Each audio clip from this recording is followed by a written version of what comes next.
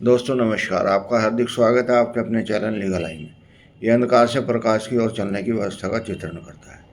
आज हम विचार करेंगे अभ्यास और वैराग्य के बारे में। महर्षि पतंजलि ने एक व्याख्या दी है कि अगर आप नदी का बहाव बदलना चाहते हैं तो आप उस पर वैराग्य का बांध लगाएं और अभ्यास से उसका रास्ता बदलें। ये दो गति तो सामान्य है, लेकिन तीसरी गति उसके साथ ऑटोमेटिक जुड़ जाती है। जो पानी का बहाव है, जब हम उसको दूसरी तरफ मोड़ते हैं तो वो भी सक्रिय सहभागिता देता है और वो उस तरफ चल पड़ता है जिस तरफ आप चलाना चाहते हैं। ये एक ऐसा संतुलित साधन है जिससे आदमी का भाग्य बदलता है, और भाग्य के लिए इससे अच्छा कोई साधन नहीं है। और इस साधन में या इस साधन को समझने के लिए छोटी छोटी एग्जाम्पल और भी दी जा सकती हैं। जैसे अगर किसी स्थान पर बदबू है तो वहाँ खुशबू का वातावरण बढ़ाया जाए, बदबू अपने आप स्थान छोड़कर चली जाती है। ये लॉ ऑफ रिप्लेसमेंट है और इसका इफेक्ट यूनिक है। असंभव से असंभव काम लॉ ऑफ रिप्लेसमेंट और कर्म के आगे बदल जाते हैं। जितना सक्रिय आपका कर्म होगा, जितना सक्रिय आपका उद्देश्य होगा, उतना सक्रिय रिजल्ट भी आपको मिलने ही वाला है।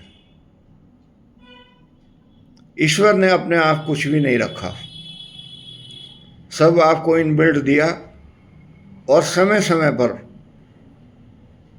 विशेष विद्वान लोगों द्वारा चेतना प्रसारित की गई ताकि आप इसका सदुपयोग करते रहें। अभ्यास और वैराग्य से अपने जीवन को बदलते रहें, खुशबू से बदबू को हटाते रहें। ये जीवन का एक ऐसा लक्ष्य है जिसको कहने में तो बहुत आसान नज़र आता है, लेकिन जब इसको प्रयोग करते हैं तो पता लगता है कि ये मार्वलस है, इसका कोई तोड़ नहीं है। और जब ये मार्वलस है और इसका तोड़ नहीं है तो हमारा क्या फर्ज बनता है? हम क्यों धक्के खाते फिर रहे हैं? हम क्यों नहीं प्रकृति के आगे अपना सर झुका दे और उसके बताए हुए निर्देशों पर चले? पैसा कमाना जीवन का लक्ष्य नहीं है, आवश्यकता है, लेकिन इतनी नहीं है जितनी लोगों ने बना ली।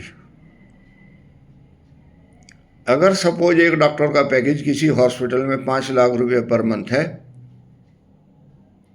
तो उसका सेवा भाव तब तक ही उस पेशेंट के मरीजों के लिए है जब तक उसको 5.5 का पैकेज नहीं मिल जाता। अगर उसको 5.5 का पैकेज मिल जाता है तो वो हॉस्पिटल को विद इन अ सेकेंड छोड़कर निकल जाता है, दूसरे हॉस्पिटल में चला जाता है, जबकि उसकी योग्यता थी मरीजों को ठीक करने की, लेकिन उसने उस योग्यता को पार्टली डिवाइडेड कर दिया।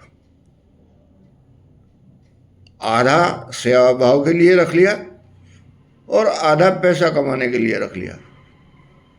कितने करोड़ रुपया वो छोड़ के मरेगा और किसके लिए मरेगा? जब हमारे शास्त्रों में लिखा हुआ है, कहा गया है, पूत कपूत तो क्यों धन संचय, पूत कपूत तो क्यों धन संचय, पूत कपूत तो क्यों धन संचय। बहुत डिफरेंस है इस मामले में। अगर आपने अपने बच्चों को काबिल बना दिया तो आपको उनके लिए अनैतिक कार्य से कमाकर दे के छोड़ के जाने की कोई आवश्यकता नहीं है। और अगर अनैतिक बच्चों के लिए नैतिकता से भी कमा लिया तो वो उसको भी खराब करेगा। इसका मतलब क्या हुआ कि आपको मेन तो ये सोचना है कि बच्चे काबिल बनाने हैं, उन पर ध्यान देना है, और जो ईश्वर ने आपको काम सौंपा है उसका सेवा भाव रखना है। एक डॉक्टर हुए बागला। उत्तर प्रदेश में एक जगह थी सहारनपुर, अब वो उत्तराखंड में आ गई है। वहाँ वो प्रैक्टिस करते थे 11 महीने, 1 महीना रेस्ट लेते थे, लगभग 24 घंटे ही चेयर पे बैठे रहते थे नैतिक कार्य के अलावा। कुल 10 रुपये फीस लेते थे और इतनी सेवा भाव करते थे कि उनको कोई टेस्ट कराने की आवश्यकता नहीं होती थी, न MRI न ब्लड टेस्ट। अपनी उंगलियों से उसकी कलाई को छूना मरीज की, और ध्यान अवस्था में जाना और पूरी डिटेल निकाल लेना, ये उनकी विशेषता थी। ये विशेषता वो कहते थे मुझे ईश्वर ने दी है, मेरे पास कुछ नहीं है। मैंने तो कुछ शब्द पढ़े मेडिकल लाइन के, उनको मैं उन लोगों को एक्सप्लेन कर सकता हूँ जो मेडिकल के छात्र हैं, लेकिन साधारण आदमी को तो रिलीफ ही देना है। वो ये नहीं कहता कि आपने कितना पढ़ा है, वो तो ये कहता है कि मुझे ठीक कर दो, मैं आपके शरणागत रहूँगा। इसीलिए मैं भी यही चाहता हूँ कि आप लोग ईश्वर के शरणागत रहें, अपना भाग्य बदलें, अपनी दिनचर्या बदलें और अभ्यास और वैराग्य से अपना जीवन उन्नत बनाएं। नमस्कार।